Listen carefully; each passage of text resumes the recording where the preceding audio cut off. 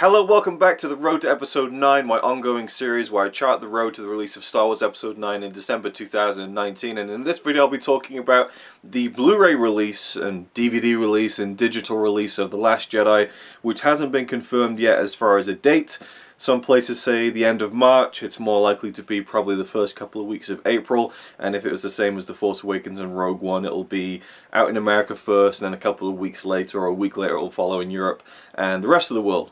So the main thing I want to talk about in regards to the Blu-ray release of The Last Jedi are the deleted scenes, of which there seems to be a much more extensive amount than there were for The Force Awakens, and certainly for Rogue One, which had no deleted scenes whatsoever. And that's still a thing that intrigues me quite a bit, that they have very much been cagey about the whole Rogue One reshoot business, and clearly there was a lot of stuff that was deleted and or refilmed and repurposed and alternized and everything. So yeah, but with The Last Jedi, Rian Johnson was saying that, I'm trying to find my notes that have just completely disappeared on my phone, and I'm trying to just kind of wrestle with my timeline here to find them. Here we go, yes. Rian Johnson has spoken out, but he's been very vocal about the fact that there was a lot of deleted scenes, and that he really wished they could stay in, but he wanted the film to be the best that it could be, and that some of his favourite scenes that he shot were not in the final film. He had this to say about preparing the deleted scenes for the Blu-ray release. He was overseeing them, obviously. I don't know whether this means that they'll be completed, because in The Force Awakens we had, for example, a scene at Maz Kanata's castle where Unkar Plutt, the junk dealer from Jakku, turns up to take Rey back to Jakku, and he gets in her face, and then Chewie rips his arm off, which was awesome, but they didn't finish the CGI on it, so it's kind of an unfinished sequence. So I don't know whether he was just overseeing what was going to be used, but I highly doubt that it's been kind of finished to a filmic standard. But anyway, he says, Rian Johnson, we loaded it up because we had so much good stuff.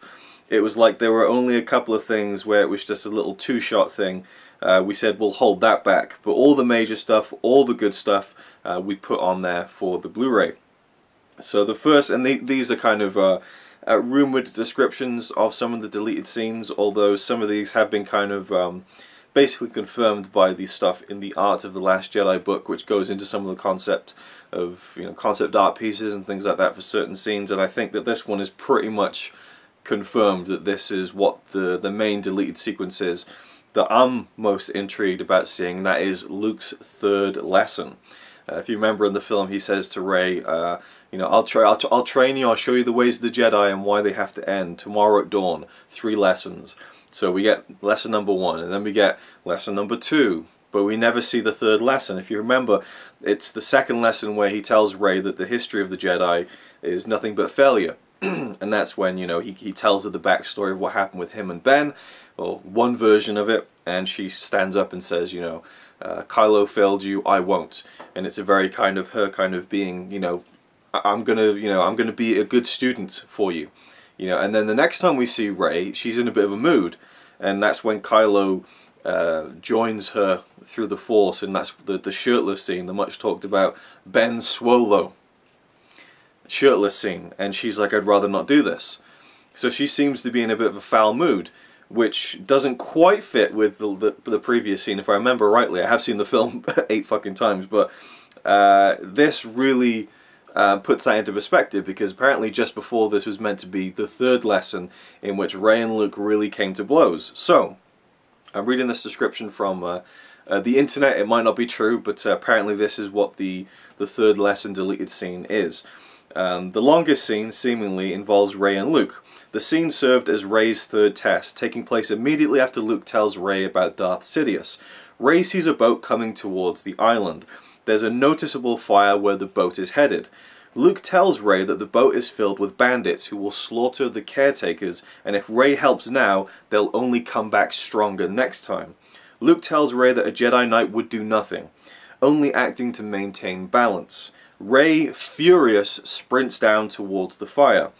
This sequence can be seen from one of the behind-the-scenes featurettes, and you can see in the trailer as well, there's a shot of Rey running along some kind of landscape when she's got the lightsaber ignited. We never saw that in the film. That's apparently from this sequence. Rey bursts through a door, only to find that there's a party involving the caretakers, Chewbacca, R2-D2, and some porgs. Confused, she looks at Chewbacca and says, "Seriously?" Luke apologizes to Rey, saying that the Resistance needs her, not some failure from an ancient religion. So he's trying to kind of put the Jedi legacy to one side. He's saying the Resistance needs you, again, not a failure, a failed Jedi. Rey, quite upset, tells Luke that even though he doesn't believe in the legend of Luke Skywalker, she used to. Rey tells Luke that she was wrong to believe in his legend. This leaves Luke shocked, knowing that he pushed Rey too far. This scene, according to Slash Film, was ultimately cut because Luke was seen as too much of a jerk in the scene. So that seems to be the most substantial sequence. I love the idea of him saying that, yeah, these bandits come regularly and they're going to kill the caretakers, but you shouldn't do anything, you shouldn't interfere because that's the Jedi way. And he's trying to kind of teach her a lesson, and it kind of gets thrown back in his face. And so after that, that's when he goes up to reconnect with the Force and to find out about Leia, and that's when she's, you know, in a mood and saying, "I'd rather not do this right now." And I wonder if we would get these deleted scenes presented in a way that could be kind of fan-edited back into the film. I've always thought about this ever since the advent of DVD, like, oh, I could make my own versions of the films and add the deleted scenes in. I wanted to do it with Harry Potter once. I think ultimately they ended up releasing an extended cut of that. But I've never actually sat down and watched a fan edit from start to finish, so it's not like I'd ever really do it. But maybe I'd make an exception for this film because it is one of my favourite films. But with The Force Awakens, they had kind of time codes on the screen, so you couldn't really use it and edit it back into the movie.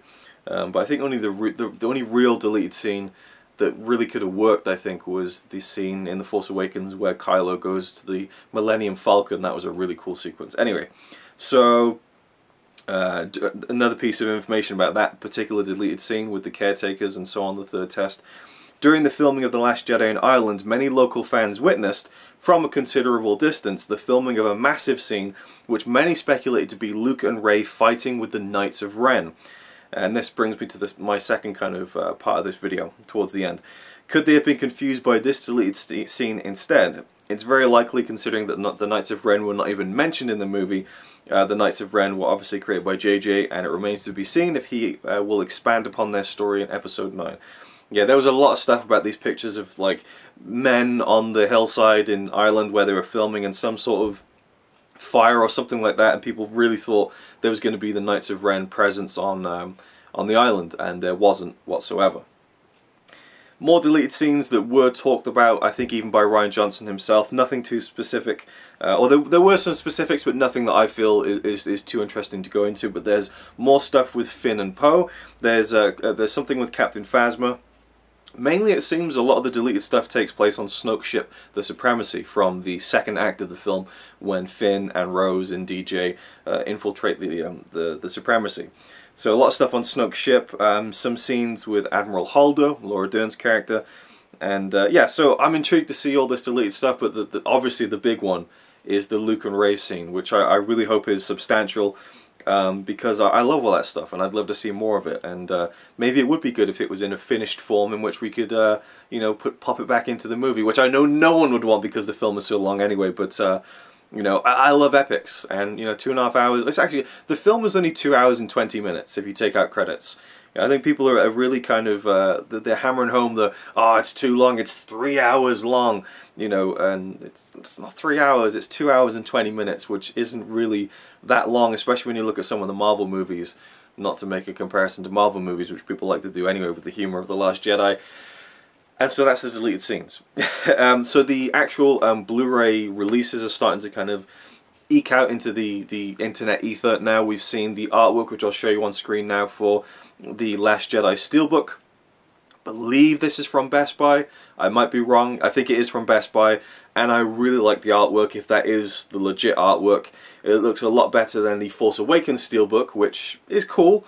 But nothing really grabbed me about that. I liked it, but it just was a bit simple, and even as a Steelbook fan, I wasn't drawn to it. And then the Rogue One Steelbook, I hasten to say terrible, but I just really do not like that artwork. It just really doesn't do much for me whatsoever. So this artwork for The Last Jedi, I think, is really cool. It has the light side and dark side poster variants. I mean, there was many different posters for The Last Jedi, but I like those two a lot.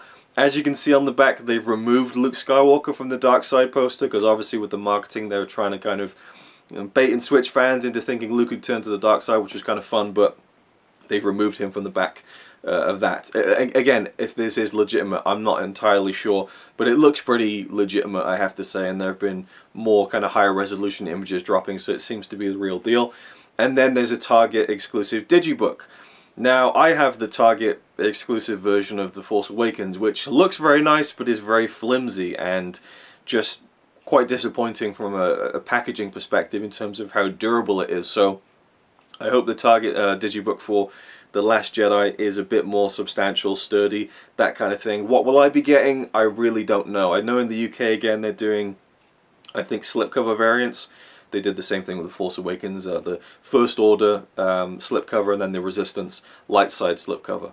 I think one was white, one was black, with blue and red colouring each. And so I think they're doing the same thing with The Last Jedi. I saw some pre-order go up on Amazon UK for The Last Jedi, the First Order sleeve, so probably some slipcover variants.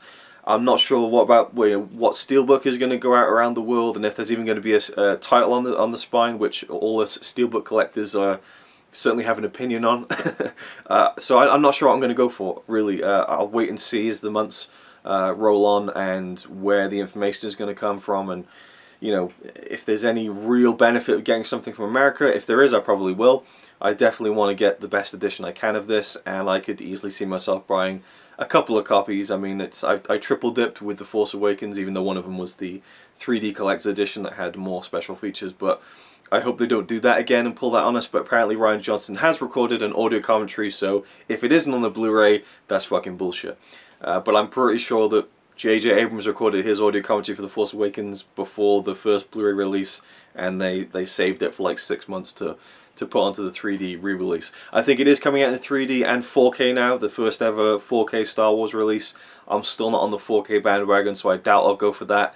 Unless it's like you know, it's a $5 difference or something, I might future-proof it in that sense, because it's certainly a film I would love to have in the 4K format once I get onto that bandwagon, which will probably be this year, if not next year for sure. And what else is, what do I want from the Blu-ray? Obviously I want that commentary from Rian Johnson. I love audio commentaries, and I love the film, so I really, that's my number one. Number two, I really hope there's a substantial making of documentary in the vein of the, I think it was The Secrets of the Force Awakens, a cinematic journey or something on the Force Awakens Blu-ray. That was a really good documentary, about 1 hour and 10 minutes. Rogue One felt a little light, even though we still had like an hour's worth of documentary, so I hope that there's stuff that really digs into things and doesn't just kind of superficially gloss over the whole production. Obviously there's going to be cool things to see behind the scenes, clips and things like that, and discussions of the more spoilery aspects of the... I would love to see behind the scenes of Frank Oz returning as Yoda and puppeteering the thing, and just the creation of bringing the puppet back to life. That could be a whole like half-an-hour documentary on its own. You know, that's when I really lament the early days of the DVD format, when people were really pushing it, like Peter Jackson with The Lord of the Rings, and even George Lucas with the prequel DVDs. They had fantastic special features. You know, that feature-length making of Episode 1 is still one of the best making of a movie documentaries I've ever seen, I think. And so I really like to see it more, and more honest as well, because in that Episode 1 documentary you see George Lucas going like, I may have gone too far in a few places, you know, so I'd love to see more of an open and honest kind of behind-the-scenes presentation, but I'm not really holding any hope out for that whatsoever. But I want to see some good making-of documentaries. It would be nice to have the trailers on there, but they're probably not going to, because they just don't anymore, which is really fucking stupid to me, because so much of the hype and excitement of these films are the trailers, but it is what it is. And but yeah, mainly the deleted scenes we're looking forward to, and apparently a blooper reel has been confirmed too, which is interesting. We haven't had one of those properly anyway since the prequels. So that's it. Oh, one more thing I guess I could talk about. Well, I don't know. Shall I leave it for another? I'll leave it for another video. I want to talk about the Knights of Ren and their place in this sequel trilogy. I've rambled on enough about the Blu-ray, so we'll leave it there for now. And I no doubt I'll talk about it more as more details come out and so on. I think last time I did the, you know, when they announced all the special features and the length and the running times and everything, I talked about that. So I'm sure I'll do that for The Last Jedi as well, because that's just kind of how excited I get about these things. So thank you for watching, and I'll see you in the next video.